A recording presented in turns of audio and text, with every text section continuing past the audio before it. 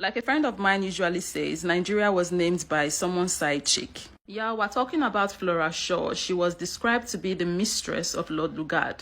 While it is upsetting to know how the name Nigeria came about to be, it is even more upsetting to know how exactly the country Nigeria came about to be. Check out this video and I'll meet you guys at the end. But I just found out something crazy about the origins of Nigeria that shocked the hell out of me. Nigeria was never meant to be a country. It was something else entirely. In this video, I'm going to tell you exactly what I discovered. Oh, and I want to acknowledge Burna Boy for bringing my attention to this in his song Another Story on his album African Giant. Thank you for inspiring this video. And all of you, let Burna Boy know he got to me, and now I'm sharing this information with you. The creation of Nigeria was never about democracy, never about Christianity. It was all about money, business, and profit. None of it for us. Pay attention. The area now known as Nigeria was called the Slave Coast up to 1870. This was the point at which the British had stopped slave trading and moved on to palm oil as their primary commodity out of Nigeria. One of the main suppliers of palm oil was the Benin Kingdom, and you have to watch my video of one of the greatest African kings most of you have never heard of, Oba of Oranwen. This is an important story for me personally because I am from that region, so they are my people. And his fight with the empire over palm oil is one of the greatest stories of African colonial history. Anyway, everyone wanted palm oil, and especially the British. A man called George Goldie set up the United African Company in 1879, which was then changed to the National African Company. He structured the palm oil business in the Niger Delta region, and by 1884 he had a monopoly that the British could exploit. So in 1886, Goldie violated the agreement he had made with the chiefs and moved his operations into River Niger and Benue. The company was also renamed at this point to Royal Niger Company. Goldie tricked the chiefs into signing unfair trade deals, giving Goldie exclusive rights to export palm oil instead of what the chiefs thought would be free trade.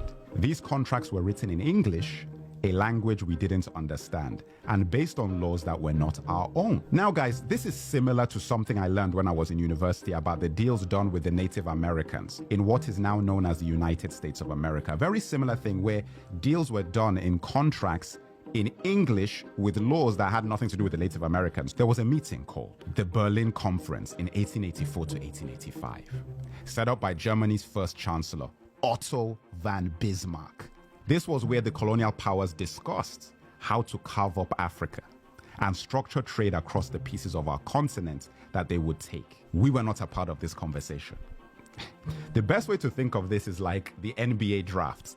Guys were out there making bids between lunch breaks and spa sessions. At this conference, the kingdom of Opobo was given to Britain. When King Jaja of Opobo tried to export his own palm oil, he was accused of obstructing commerce and then exiled. How crazy is that? And on his way home in 1891, he was poisoned with a cup of tea. Guys, I couldn't make this stuff up. The Jaja of Opobo story made other chiefs in the region very wary of their deals with the British Empire. King Koko of Nembe Brass was one of those chiefs. He tried to take down the Royal Niger Company and attacked the company headquarters in Akassa, Bayelsa on January 29, 1895. King Koko captured 60 white men and lost 40 of his own soldiers. He used the 60 hostages to demand he be allowed free trade, the agreement he believed he had signed with the British company in the first place. They refused, and he killed 40 of his hostages. The British Royal Navy retaliated by leveling the city of Brass completely on February 20th, 1895. King Koko went into exile, and the British not only took control of the palm oil he once had, but also fined the people of his kingdom £500 as well as confiscating their weapons. Tragically, King Koko committed suicide in exile in 1898 after being branded an outlaw by the British company that had taken his kingdom, palm oil, and reputation. The Royal Niger Company sold its territory to the British government for £865,000 in the late 1800s. This territory was known as Nigeria. In 1914, the Southern Protectorate and Northern Protectorate was combined by Lord Lugard. And like that, the Royal Niger Company was rebranded as a country, which would gain independence on October 1st, 1960. Lugard is a place in Nigeria today, like there's a street called Lugard in Ikoyi, The Royal Niger Company changed its name to the Niger Company Limited, and it was then acquired by Unilever. Unilever still operates in Nigeria to this day. And that, my brothers and sisters, is how Nigeria came to be. We have a long way to go to fix the country. And it starts with the February elections. But we won't ever have a hope in a solution to our problems if we don't know how they started. Remember, it's not about asking anyone else to fix this. This is about knowing your history. Nigeria was never a country we created. It was a company designed by colonizers for profit. And a lot of the infrastructure put in place for that siphoning of resources out of our land are still very much in place today. Crude oil simply replaced palm oil, and soon lithium may replace crude oil. I feel angry not just for what happened to my ancestors, but the fact that I wasn't taught about this in school in Nigeria, and that our children are not being taught about these things now. Nigeria is about to have the most important elections in our history. The results will affect not only our country, but the entire region of West Africa, and in turn the rest of the world. Because you know that our resources are fueling a lot of people. Every Nigerian going to the polls should know everything about who we are and what we're up against and the creation of Nigeria. Yeah, that's the history of how Nigeria came to be. And the company Unilever is very much still active, not only in Nigeria, but in other countries across the continent. They are buying lands and doing God knows what. Whatever it is they are doing is definitely not going to be to our advantage. Just imagine having the company that started the business that then became your country, Nigeria, still running in your country. That is wild. When I learned this history, I could not see my country, Nigeria, the way I once saw it before. Sadly, many Africans in Africa think they've been promoted when they are finally employed by these multinationals, who are in fact responsible for destruction of the country, like Shell, Unilever, just to name a few. Although Nigeria was created as a business venture to enrich the British, Nigerians should keep coming up with ways to make Nigeria become a country that favors the Nigerians and not the British. But what I want to talk about right now is why are we still bearing the name Nigeria? Why are we still bearing the name that was given to us by colonizers? I have said it before numerous times that I hate the fact that I have to identify as a Nigerian because I understand what that identity symbolizes. In order for someone to name you, they have to have power over you. And when they name you, they decide on your identity. And when you accept the name that they gave you, you are also accepting the identity that came with this name. You are also acknowledging that, yes, truly, they do have power over you. When you name something, you own it. It belongs to you. What name are we bearing and who gave us that name?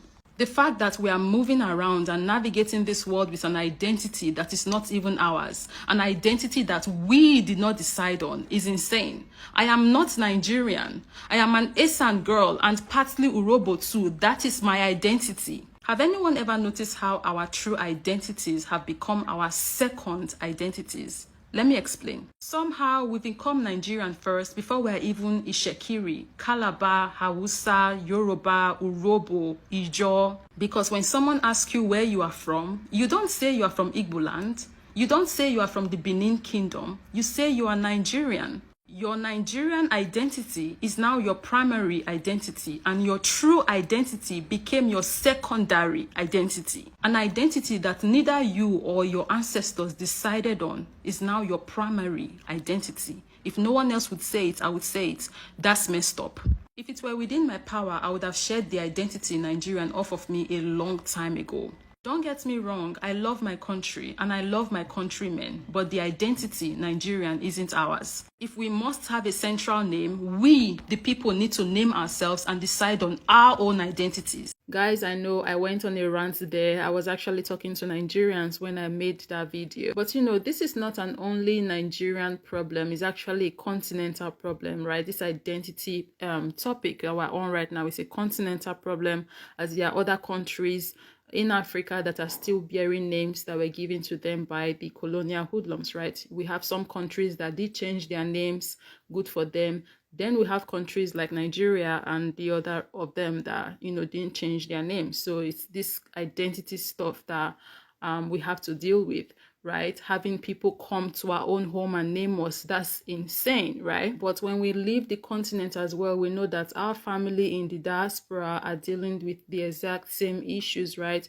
Because they had names that were, forced on them as well. They had their identities taken away from them as well. And just to be clear, this is not me saying that when it comes to this topic of identity, us on the continent and, our family in the diaspora is the exact same thing, because obviously it's not. It's, a different level entirely what happened to our family in the diaspora in regards to the topic of identity. And whilst we understand that what happened in the past happened, and unfortunately we cannot change that, I believe moving forward that there are decisions that we can make to re-identify ourselves how we want to be identified, right? I hope you guys could understand what I was trying to say here. I hope my meaning came across well, because lately my vocabulary has not been vocabularying. And let's not even talk about the tongue ties I have been experiencing lately. Sometimes I'm like, oh my god, I wish I could just make the entire video in pidgin English.